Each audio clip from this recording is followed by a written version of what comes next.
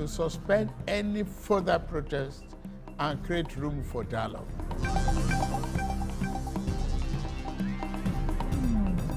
Nigeria Police Force cautions Amnesty International for releasing unconfirmed reports.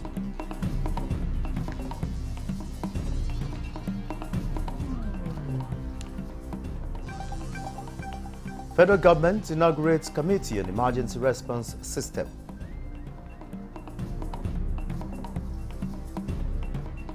We count on you to think boldly, which is what the President is all about, and to think innovatively.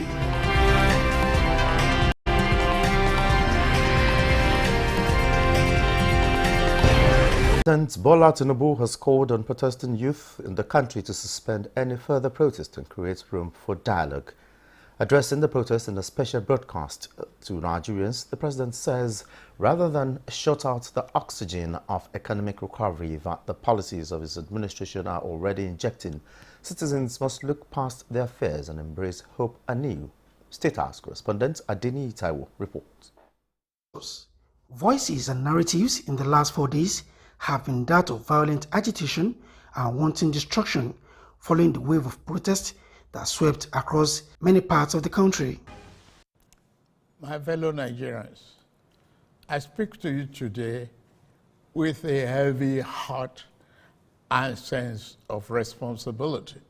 Addressing the protest in a special broadcast, President Bola Tinubu expressed sadness over the development, noting that the involvement and unfortunate death of young Nigerians, as reported in several states, along with destruction of public facilities, have all served to set the nation back.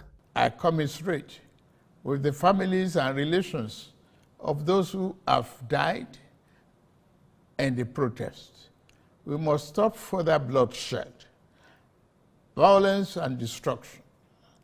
As the president of this country, I must ensure public order in line with the constitutional oath to protect the lives and property of every citizen.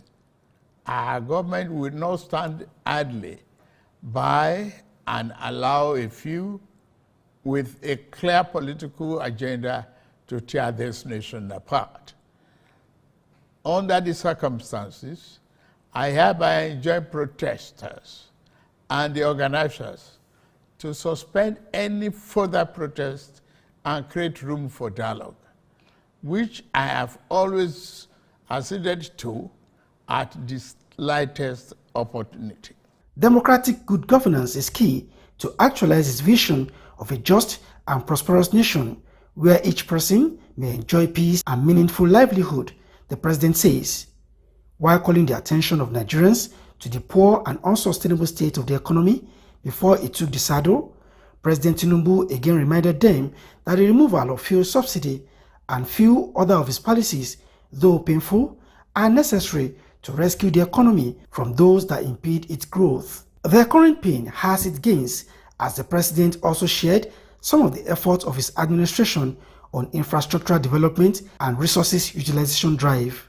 Notably, the Lagos-Calabar Coastal Highway and Sokoto-Badagry Highway projects will open up 16 connecting states, creating thousands of jobs and boosting economic output through trade, tourism, and cultural integration. Our once declining oil and gas industry is experiencing a resurgence on the back of the reforms I announced in May 2024 to address the gaps in the Petroleum Industry Act. Last month, we increased our oil production to 1.61 million barrels per day, and our gas assets are receiving the attention they deserve. Investors are coming back, and we have already seen 2 foreign direct investments signed, over $500 million since then. The youths are the arrowheads of the protest, and in seeking their understanding, the president notes that they are the intended beneficiaries of some of his initiatives, including the Student Loan Scheme, the Consumer Credit Corporation with a 200 billion naira fund, NER Fund, and Credit Corps, among others, set up to push their dreams. Additionally, we have secured $620 million under the Digital and Creative Enterprises, IDICE, a program to empower our young people, creating millions of IT and technical jobs that will make them globally competitive. This program, including the 3 million technical talent scheme, unfortunately, one of digital centers was vandalized during the protests in Kano. What a shame. With the 70,000 naira new minimum wage signed into law last week, alongside other ongoing interventions in housing, incentives to farmers, and democratization of resources to the subnationals, the president urges Nigerians to remain hopeful and not give in to despair. My dear Nigerians, especially our youths, I have heard you loud and clear.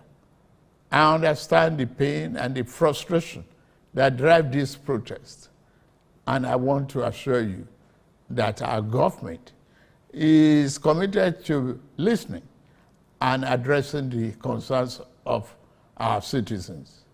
But we must not let violence and destruction tear our nation apart.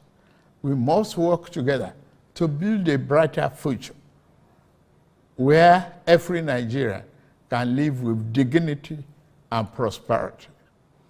The task before us is a collective one, and I am leading the charge as your president. A lot of work has gone into stabilizing our economy, and I must stay focused on ensuring that the benefits reached every single Nigerian as we promised. With a strong emphasis on the need for safety and security of all Nigerians, the president charged security operatives to maintain peace, law and order in the country in adherence to necessary conventions on human rights to which Nigeria is a signatory. In the State House, Nta. Now let's join our correspondent Joseph Otsen to give us an update on day 4 of the nationwide protest. Joseph, if you can still remember yesterday, initially you told us that the place was peaceful and you were seeing trickles of protesters.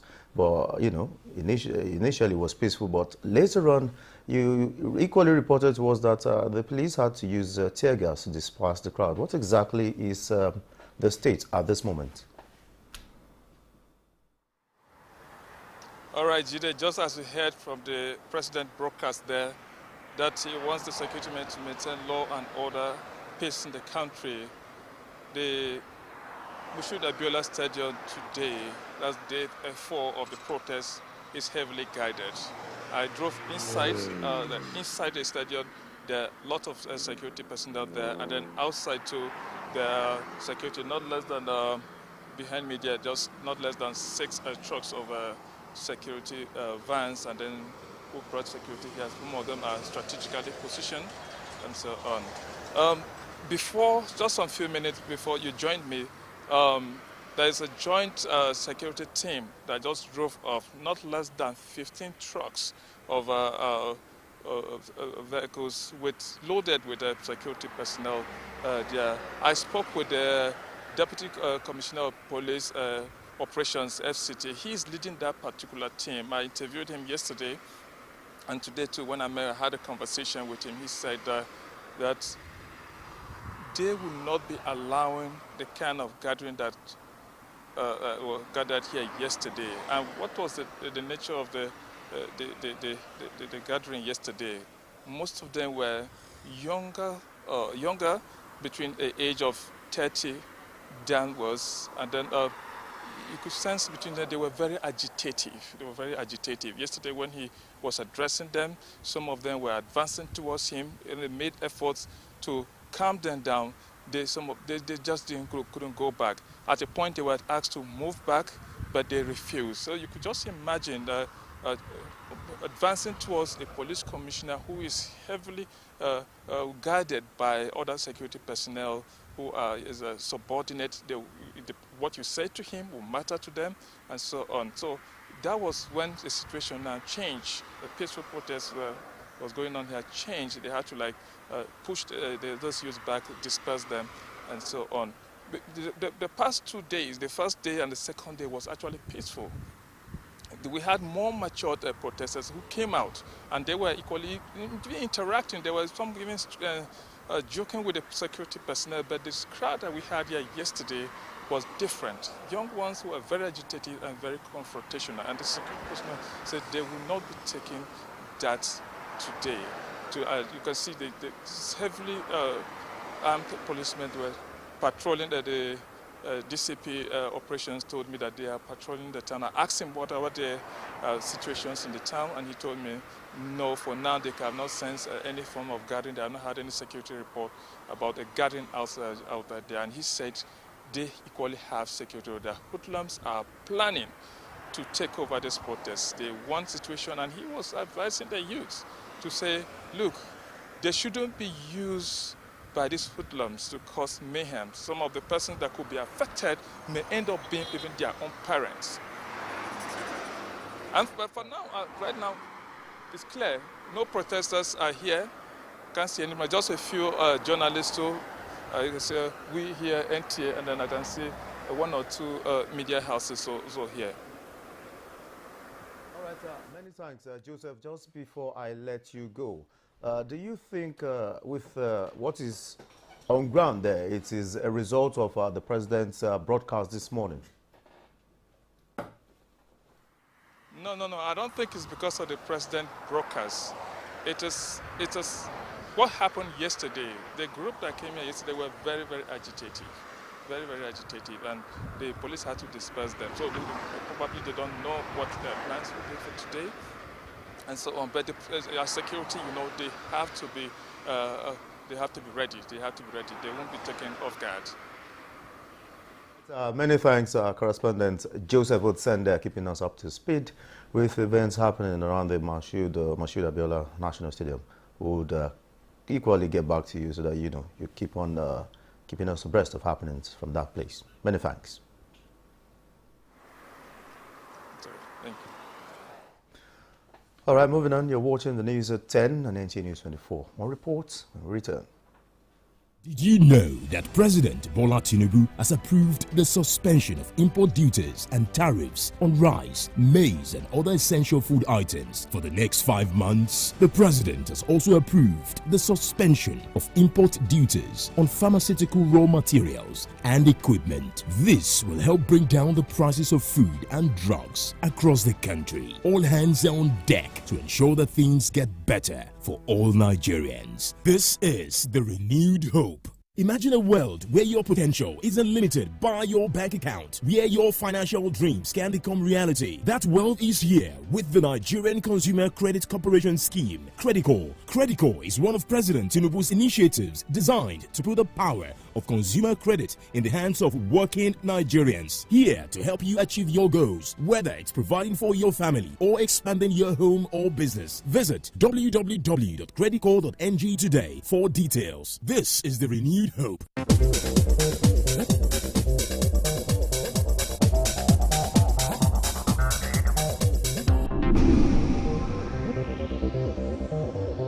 This is NTA News 24.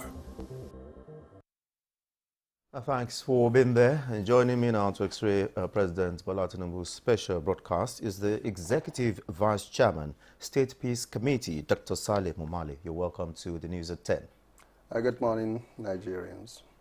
All right, the nationwide protest, which was supposed to be peaceful, took a different turn, characterized by loss of lives, looting and wanton destruction of both public and private property. Now the president has responded. What is your take?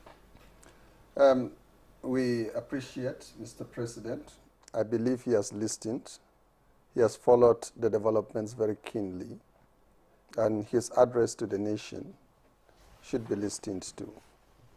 He has addressed a number of the demands of the protesters, and we also believe there may be some demands or expectations from the protesters that Mr. President have not addressed, possibly in the way they expected Mr. President to address it. Constitutionally, Protesters and citizens have right to express their opinions and views, and constitutionally, again, citizens are bound to listen to constituted authorities, to listen to appeals, and I think Mr. President have appealed for calm, and I believe there are opportunities for continuous engagement, and these paths should be explored in the forthcoming days and months. Okay, taking a look at the role of security operatives during this protest, how would you score the security agencies in, trying to curtail some of the excesses of these protesters? As we variously mentioned, the role of the security agencies is to ensure the protection of lives, properties, and to ensure social order. In the course, they have to enforce it, or they may be forced to enforce it at certain periods in time. The rules and laws of the land, as well as the operational guidelines of the security agencies, have clearly stipulated the role expected of them. And in all circumstances, the use of, force on citizens is always not encouraged. And I think they have tried as much as possible to do that. Security agencies are permitted to disperse crowd using, methods that are non-lethal, that will not lead to injuries, that will lead to chaotic environments for other protesters, or in the course of protecting even the rights of other Nigerians. So they have to adopt the highest level of restraints. And I think reasonably they have done that. And it's not only us, but I think a cross-section of Nigerians have appreciated the role that the Nigerian police and the other sister security agencies have played. We are happy that the military have taken a backstage up to this moment, and we hope they will continue to do that, because this is a civil matters that involves citizens of Nigeria, and the Nigerian police and its sister security agencies have direct role to play in managing this. And I think they should continue to do it without the use of excessive power, but enforcing the law in accordance with the rules of engagement. They can make arrests, which happily they have done a lot, and I do hope that the judiciary will take over and make sure that those that looted people's properties and destroyed public infrastructure will be held accountable. And this will serve as a lesson for the people whenever this kind of events take place in the future. All right, Dr.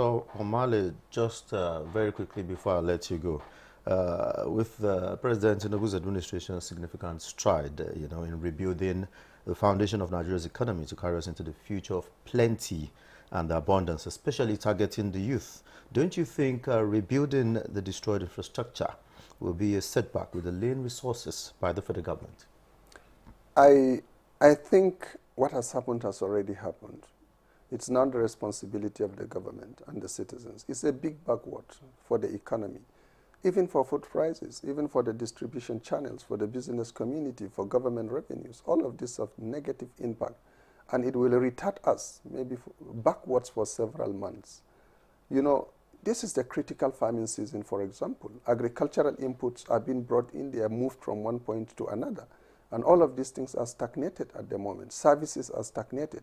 So that is why we are continuing to appeal to our young populations to recognize the importance of this, and also to appeal to Mr. President to put up more robust mechanisms for citizens' engagements.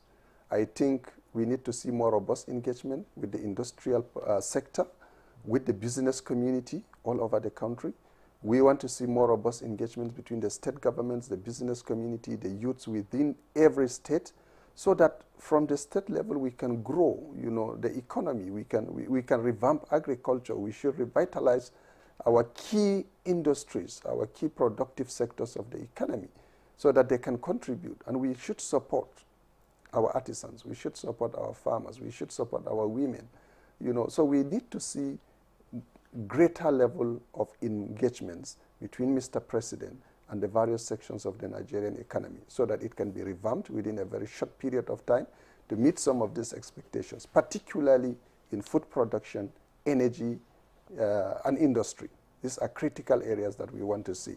But so far, from the address of Mr. President, I think he has addressed most of the critical issues, and I think his appeal should be listened to by Nigerians. All right, many thanks, Dr. Saleh Momale, the Executive Vice Chairman, State Peace Committee, for your thoughts on the news at 10. Thank you very much. All right, moving on. Let's now join Lanre Gbeleyi in Lagos for an update of day 4 of the nationwide protest. Lanre, can you keep us up to speed with happenings from the Center of Excellence? Yes, Jide. Well, it's a typical Sunday morning in Lagos. While I woke up this morning coming to this center, this designated area for the demonstrators, I met people going to their, religious centers, their worship centers, and I met business people doing their businesses. The cars are plying the roads, vehicular movement, business is going on. And when I got here, I met the protesters. They are not as much as the one that we had before, but there they are behind me doing their thing. It's been a peaceful protest, and if you look behind me again, the security personnel are there, including yours truly, us the press men, monitoring the situation. And it's been peaceful, really. It's been peaceful, and it's been an impressive yeoman job by the security personnel, both at the state and at the federal level. And let me tell you, we've been around Lagos since Friday. This seems to be the only place where the protesters are gathering in Lagos to express what they felt. And for a while, it's been cool, it's been a safe place for everybody, including the security personnel. Jide? Lanre, just before I leave the Center of Excellence, what can you tell us about people's response, to President Bola Ahmed Tinubu's special broadcast this morning? Do you think it is already trickling down to the various segments of the subnationals? Well, my own personal opinion, people that I talk to, I think it has affected the protesters. You can see they are not as much as the one that we saw on Thursday, Friday, even Saturday. We thought maybe it's early in the morning, people are gathering a little bit, but now as the time progressed, this is still the remaining people there. And, people are digesting what the president just said, and in their comments, what they say is that they are digesting, they are understanding the situation of things. And when I talk to one of my friends, I'm like, what is now going to happen? Because some businesses are skeletal, they are doing skeletal functions ever since Thursday. They say with what has happened and the president broadcast, they are going back to work tomorrow to start work fully. And that is what the situation is really in Lagos. It's like people are digesting what is being said by the president, and they are saying, okay, from there, before the time, as we progress, we'll keep talking to people, and we know what they are saying. All right, many thanks, Lanre Gbeleyi, correspondent from Lagos, for keeping us up to speed. Many thanks for your input.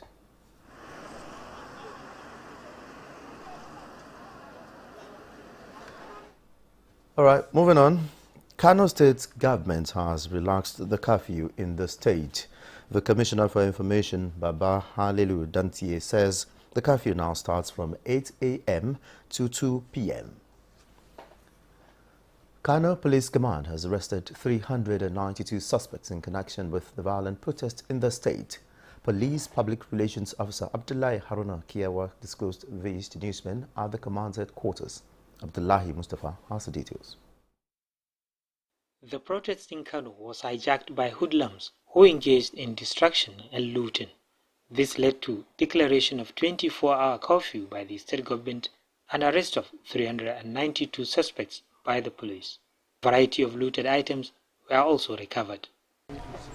This exhibit also includes what you are seeing here today, 2 AK-47 rifles that were looted from the Audu Bako Secretariat High Court complexes. They were able to be recovered by the police during the arrest of these looters. The command also investigates some social media posts questioning the arrests and recoveries made by the police. These despicable acts are calculated attempts by enemies of the peace to tarnish the reputable image of the Nigerian police. These images showing suspects and exhibits are linked to the current incidents resulting from the ongoing August 2024 nationwide protest and have no relation in whatsoever with any incident in the year 2011. SP Kiawa also urged parents to return to nearby police stations looted items found with their children. In Kano, Abdullahi Mustafa, NTA News. Following a considerable improvement in the security situation in Potiskum, Geshwa and Nguru Yobe State, Governor Mai Mala Buni has approved a review in the curfew imposed on the three towns by 5 hours. A statement by the Special Advisor on Security Matters, Brigadier General Dahir Abdul Salam, indicates that the curfew is now relaxed from 12 noon to 5 p.m. for people to undertake lawful activities with effect from Sunday, 4th August 2024. The security agency are enjoined to maintain the current level of security alertness and ensure that no space is given to hoodlums and miscreants to perpetrate any act of lawlessness during the curfew relaxation period. Consequently, law-abiding citizens are required to carry out their lawful activities during the intervening period, while the period between 5 p.m. to 12 noon remains restricted. And that's it on the news at 10 on Nta News24. Thanks for being a part of it. I'm Olajide Bello.